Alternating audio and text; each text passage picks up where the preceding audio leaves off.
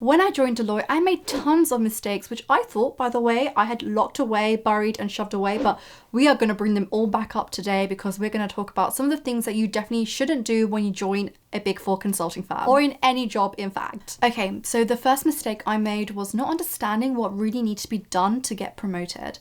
So just like you have your CV and you do extracurricular activities on your CV and basically helps you get screened, I thought the same thing when I do side projects at Deloitte and when I did extracurricular activities at Deloitte, it would really help me get promoted.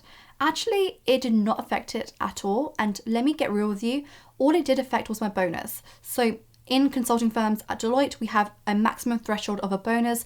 The more side projects you do, the more you give back to the firm, the higher your bonus is likely to be, and you're more likely to reach that maximum threshold. What really affected my promotion in the junior grades was actually one, utilization, and that's how much time I spent on client work.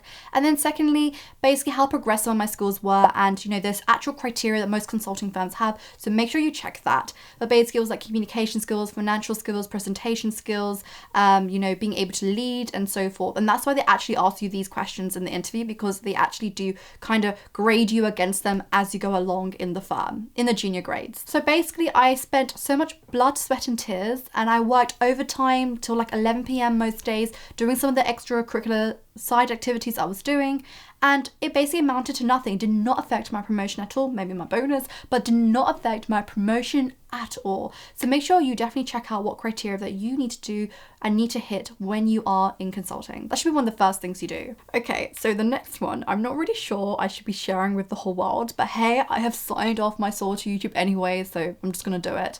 And the next mistake was that I went for promotion too early and I didn't get it. So at Deloitte, we go from analyst to consultant in 2 years. We go from consultant to senior consultant in another 2 years. And basically I tried to go from consultant to senior consultant in 1 year. So try to, get promoted a bit earlier from consultant to senior consultant. And let me give you some context. I was working my butt off and I was doing senior consultant roles as a consultant to show I was ready for it. But really bad timing because I had moved from tech strategy to customer strategy and applied design. They didn't really know me or the work I did. They weren't, I didn't have a strong brand in that area. And basically they weren't convinced that I was ready to be promoted. In hindsight, if I had got it, I would have gone from being one of the top consultants to one of the worst senior consultants. And because when you compare me against my peers as a senior consultant, I wouldn't have had the same experience or the knowledge that they had. So actually I would have gone to the bottom of the pile. So I think I was ready, or I felt it, but I guess the mistake here was twofold, right? So thinking that promotion is everything, it really isn't. Learning is probably much more valuable, and I realize that now, 4 years in. And then secondly, also not speaking to people about, me wanting to go for promotion and kind of like, getting people on my side and convincing them. And actually I would have felt so much more of an imposter if I did go for that promotion earlier, because I have no clue what I was doing as a senior consultant, and I am now a senior consultant and I still have no clue of what I'm doing. I do think that if you want to get promoted early, you need to be really comfortable with the fact that actually you probably are going to be at the bottom of the pile for a while, or at least 6 months. So just be happy with that and, go for it if you really want to as well. But just remember, promotion isn't everything. Learning and taking that knowledge somewhere else is probably more valuable than having a higher rank in a firm. The next mistake which I made was by putting all my eggs into one basket. And basically there was this director I really vibed with, and I was part of his A team. I basically went on to all his projects and kind of followed him around Deloitte, and I had spent 3 years of my time investing into him.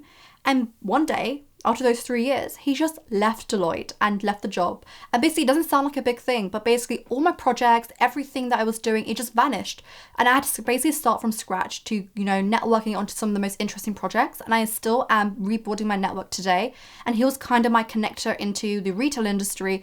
And basically there was no one there to do that now. I, love working on retail projects. So basically diversify your risk. Make sure that you try and rotate the senior leadership that you work with, because you're not putting all your luck into one basket like I did. The next mistake was that I was probably just fake at work and I wasn't being who I was and being really inauthentic. So I thought that my professional life was my professional life, my personal life was my personal life, and they would never overlap. So I had this really stupid role at Deloitte where no one would know about my personal life. And I've really broken that with YouTube, haven't I? But this massively detached me from building real, genuine friendships.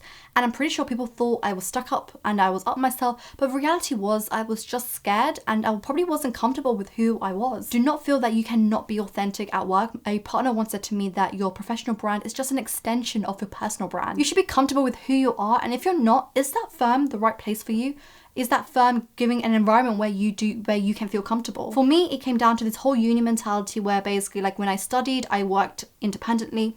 When I was with my friends, it was completely different. We're going out for bars, dinners, and so forth. At the end of the day, to stand out, to build relationships with clients, you need to be authentic and you need to get them to like your personality and who you are. So start feeling comfortable with who you are and feel like you can bring yourself to your work. The fifth mistake was that I just took on too much. I was a people pleaser and I did not say no. And at one point I had one project and 6 extracurricular activities at the same time on the go. My quality of work was dreadful. It was so poor. And you didn't want to know how bad because I spread myself too thin. What made it worse is that I went silent on 3 of those activities. So the ones I wasn't really enjoying as much, I gave longer response times. I, kind of just let it die and fizzle out by itself. And God, I do not know what's anything worse than that. When you're struggling with the work, speak up and let someone know because it's going to tarnish your brand and it's just plain rude. And I'm not going to lie, I probably didn't want to say that I was just giving up, but it's fine if you're struggling and everyone goes through that. Also, just make sure you don't say yes to everything because you get a reputation of being a person you can just throw things to and you'll just do it no matter what. Just focus on 1 or 2 things which are going to help your career, these extracurricular activities, and don't, spend your time doing as many as you can. Do not do what I did. The next mistake, and I am going to be really brutally honest, is that I really just tried to impress seniors and I was networking upwards rather than building real genuine friendships with the people who were in my year and who joined with me. And to this date now, when I think of the people who helped me the most, it was the people who joined with me. They related to how I felt. And also they were the ones who got me onto projects in different areas. They gave me slide templates when I needed them. They also answered all the dumb questions I had. Now, it's really good to have a support network who you join with or, who are going through the same things as you. Because at the end of the day, your seniors are trying to close a deal. They're trying to get revenue. And they're not going to obviously focus as much time on, how you're feeling and what you're doing and, trying to give you your next opportunities. So having a support network and having real genuine friendships at work just makes life so much easier and so much more fun when you're at work. Next mistake I made was not having or voicing an opinion about something, and I learned this really early on. I was a few months into Deloitte and was making a presentation for the head of retail across all of Europe, and he basically asked me, Kajol, what do you think? And now this guy has 40 years of experience. Here's me with only like a few months, and basically he was asking my opinion. Why does someone that senior care about my opinion? You do matter. Your opinion does count no matter how many months of experience that you have. So going into a discussion with an informed view of something, having an opinion about something is really key. As a consultant, you need to have a viewpoint and reasons backing your opinion. So always make sure you go into any room with that. Mistake number 8, and it only took me 4 years to realize this mistake, was that I didn't really put as much importance on work-life balance and having mental health, and it's really hit me during lockdown and quarantine, and I'm sure it has with you as well. I've been working overtime for most of my career at Deloitte, and I definitely do think that, this past final month, I have really been totally burnt out. I've never really felt this in my life, actually. I think me just working long hours on projects has just built up, and I've just kind of lost motivation over the last month and a half. I'm not even giving it 50%, and it's a really high visibility project, and I should be, obviously impressing the people I work with. But right now I just can't find the motivation to even do a 9 to 6 p.m. job. Kill me, guys, kill me. Anyway, make sure that your career and having a job is sustainable. So make sure you place some time outside of your work life. And this really wise saying I've heard is that focus your work around your life and not your life around your work. So I can continue with all my other mistakes, which there is a lot, but today I think this is all the pain I can take. These are things I wish I did differently, and if I had a clock, I would go back in time and have handled these so much more differently. I tell myself there was no one there to guide me, so I'm not too hard on myself, but that's why I really want to be here for all of you so that you don't make these mistakes that I made. Right, I am off for dinner, so I will see you next week. It's Korean barbecue tonight.